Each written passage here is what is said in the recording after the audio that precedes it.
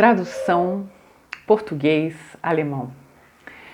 Tem muitas pessoas que quando aprendem línguas começam aprendendo com um dicionário.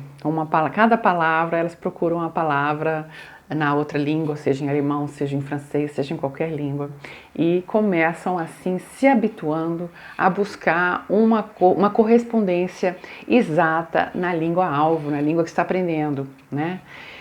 Num trabalho assim, como se fosse passar um texto para o outro, como se fosse possível passar uma mentalidade para outra, né? Então, você já conseguiu aprender assim? Você já trabalhou o aprendizado procurando no dicionário cada palavra?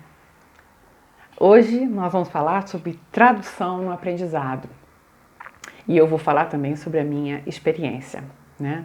Então, é claro que quando você aprende uma língua latina, como o francês, o italiano, o espanhol, você não precisa procurar a cada minuto uma palavra nova no dicionário, porque são palavras que têm o mesmo arcabouço, né? São palavras irmãs.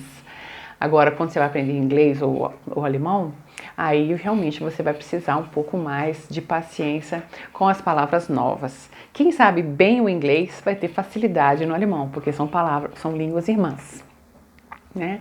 Agora, se você quer saber exatamente se a tradução é útil no aprendizado da língua e em que sentido você pode usar a tradução, então assista esse vídeo até o final, porque eu vou falar para você a minha experiência, né? Eu trabalhei na Agência Brasileira de Cooperação como tradutora e eu tenho assim, eu trabalhei há alguns anos assim com textos escritos, né? Eu trabalhava com tradução de português para o francês e do francês para o português. Eu posso dizer para vocês que é um trabalho árduo, é um trabalho cansativo, exige muito tempo e não é tão fácil como se possa imaginar, assim, não é apenas procurar uma palavra, né? Cada palavra tem vários sentidos, vários significados e você precisa verificar em cada língua quais são os sentidos de cada palavra, se funciona naquele sentido ou não. A gente utiliza um dicionário chamado Linguee, Linguee, e esse dicionário traz vários parágrafos com essa palavra, por exemplo, se eu estou procurando a palavra em alemão, se a palavra é Traum, né, sonho, Traum, se eu procuro essa palavra, eu vou procurar vai ter vários, nesse dicionário, vários parágrafos com a palavra Traum em amarelo, né, aí você vai ver como é que ela está dentro do contexto ali daquele parágrafo e depois você vai ter várias traduções, como que essa palavra é traduzida para o português. Então você pode ver várias contextualizações da mesma palavra. Você vai ver que uma palavra pode ter vários sentidos em português, ou uma palavra que só tem um sentido em português pode ter vários sentidos em alemão, ou em francês, ou em outra língua. Por isso tudo, pessoalmente, quando eu vou dar aula de línguas, de francês ou de alemão, eu não recomendo que os alunos trabalhem constantemente com o dicionário, né? O dicionário você utiliza uma vez ou outra quando vai procurar em alemão o artigo, se a palavra é feminina, masculina ou neutra. Ou também você pode procurar a forma plural da palavra, né? Então, por exemplo, se você quer saber ai, ovo, né? Plural, Eier, né? E você quer saber também se é der, die ou das. Então você aprende que é das Ei, die Eier, os ovos, né? Então, para isso você usa o dicionário em alemão. E o dicionário que nós utilizamos é o dicionário LEO, L-E-O, L-E-O. É um dicionário gratuito, é um aplicativo gratuito do celular que você pode utilizar a hora que você quiser.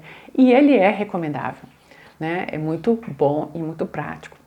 Agora, quando tem alunos que estão usando a tradução o tempo inteiro nas aulas, aí eu preciso falar que a gente precisa buscar cada vez mais imergir na língua, procurar compreender o que se diz dentro da língua, ler o que se diz ali dentro da língua e, se possível, encaixar aquela palavra, mesmo que o sentido dela não esteja totalmente compreendido, né, dentro do contexto, para a gente entender. Fazer exatamente o que nós fazemos quando lemos um livro em português. Muitas vezes, quando estamos lendo, não é possível entender todas as palavras, né? Mas pelo contexto a gente entende uma ou outra palavra e leva a leitura para frente, né? Para poder ter uma ideia geral do livro e, se necessário, voltar num outro trecho do livro, né? Aprendendo uma língua estrangeira, a lógica é a mesma, né? Nós precisamos ir contextualizando as palavras e trazendo elas para nós pelo contexto e pela situação mesmo em que nós vemos cada palavra, né? Então, a tradução mesmo é um trabalho árduo, é um trabalho que demanda muito trabalho, muito tempo, né? E muita paciência. E para você escrever um texto em outra língua, você precisa revisar e revisar e revisar muitas vezes, sempre tomando cuidado com esses neologismos, com esses falsos cognatos, com esses sentidos que não são o exato na outra língua, né? Então, realmente é um trabalho muito cansativo, né? Então, quando eu trabalhei na Agência Brasileira de Cooperação, do Itamaraty, né, com vários diplomatas, fiz várias viagens à África, trabalhando com técnicos em cooperação, brasileiros e africanos. Foi um trabalho excelentíssimo, interessantíssimo, né? Mas principalmente quando eu viajava e quando eu fazia o trabalho de intérprete, né? Trabalhando como intérprete e falando diretamente com as pessoas, né? Em viagens, em workshops e em aulas, né? Em seminários e em conferências, né? Então, nesse momento, eu gostava mais do trabalho, porque eu estava fora, mesmo se eu ficava cansada, minha voz se cansava, mesmo assim, era interessante porque tinha a questão humana. Agora, ficar fechada numa salinha, né? Como eles dizem lá no ministério, numa baia, não me sentia bem, não. Primeiro que baia é para cavalo, né? E eu não gostava dessa palavra para o meu ambiente de trabalho. A gente presta muita atenção nas palavras, né? É isso, gente. Uma tradução não é apenas daquela palavra. Quando você traduz uma palavra, ela tem muito mais do que aquele sentido, né? Então a gente vai aprendendo as línguas, também aprendendo a cultura das línguas e contextualizando cada palavra. Por isso que eu recomendo para você que aprende alemão, buscar o sentido das palavras dentro do texto, dentro de uma imagem ou dentro, por exemplo, de um site de notícias, porque aí você vai ter muito mais possibilidade de compreender a palavra já com um monte de outras palavras ao redor, em alemão, na mesma língua, que vão te trazendo essa palavra para o seu entendimento, né? Evitando, né, nesse primeiro momento, a tradução. Principalmente porque quando as pessoas ainda são iniciantes ou quando ainda não dominam a língua-alvo, tem muita possibilidade de cair uma má tradução, né? Não recomendo usar o Google Tradutor no momento quando você ainda não tem um altíssimo nível da língua. Por quê? Porque ele tem erros ainda, né?